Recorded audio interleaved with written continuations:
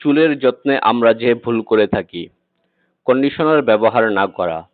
অনেকে শ্যাম্পু ব্যবহারের পর কন্ডিশনার ব্যবহার করেন না। এটা চুলের জন্য ক্ষতিকর। আমাদের চুল ভালো থাকার জন্য কিছু তেল দরকার হয়, যা মাথার তালু থেকে এমনিতেই আসে। আমরা যখন শ্যাম্পু ব্যবহার করে চুল ধুই, তখন সেই তেলটাও ধুয়ে চলে যায়।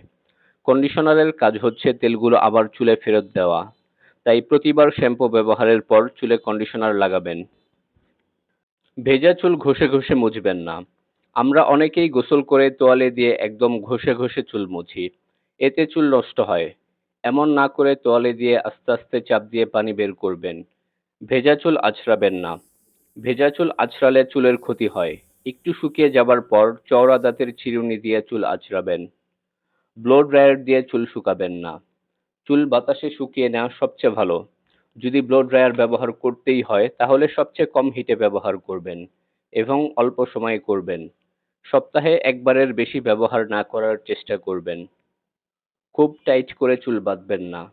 যারা খুব টাইট করে চুল বেঁধে রাখেন, সেই টানের কারণে চুল পড়তে পারে।